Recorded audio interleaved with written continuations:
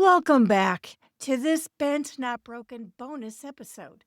I'm Coach Deborah, and today I want to take a few moments to dive deeper into the conversation I had with Kendra Foley, a mother, an advocate, and a survivor who turned one of life's hardest experiences into a mission of healing and hope: parental alienation.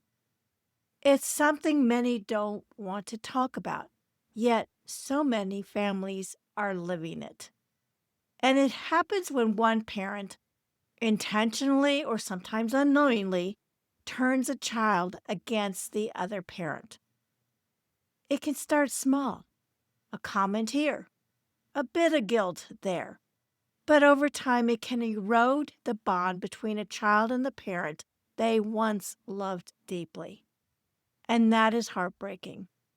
Kendra's story was raw and real, full of heartbreak, confusion, and loss. But what struck me most was her courage. Even after years of separation from her children, she refused to let bitterness take root. Instead, she chose understanding, forgiveness, and advocacy. So let's talk about some of the lessons that she shared and what we can all take away from them. Lesson 1: educate yourself.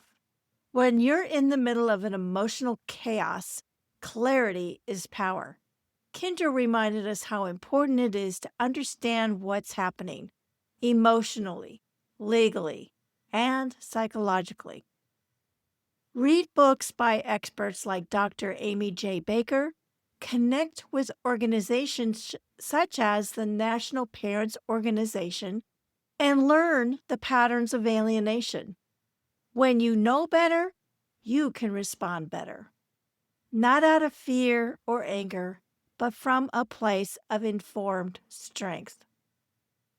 Lesson 2: embrace the 3 Ps: patience, persistence, and prayer.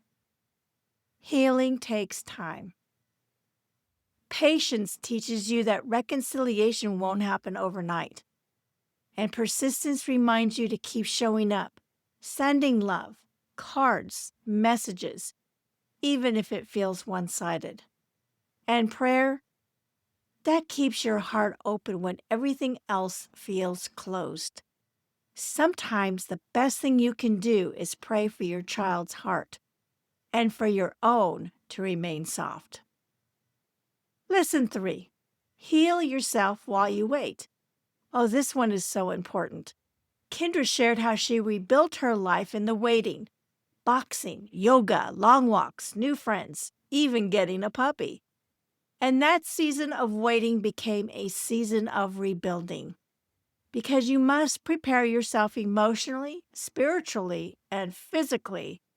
When your child comes back, they'll need the healthiest version of you. Lesson 4: set boundaries and protect your peace. Boundaries are not walls. They're bridges to healthy healing. Turn off the phone when you need to.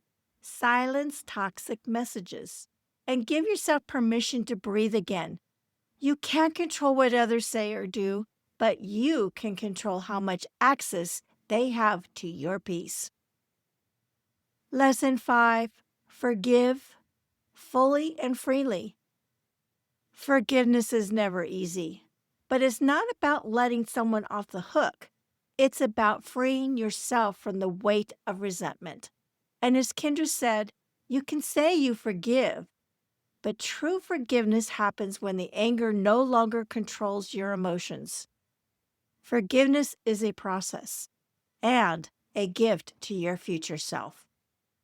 My final reflection: if you're listening right now and walking through alienation or any type of family separation, please hear me. Your worth hasn't changed. You're still a good parent, and you are still deserving of love and peace. Healing isn't linear. Some days you'll feel strong, and other days broken.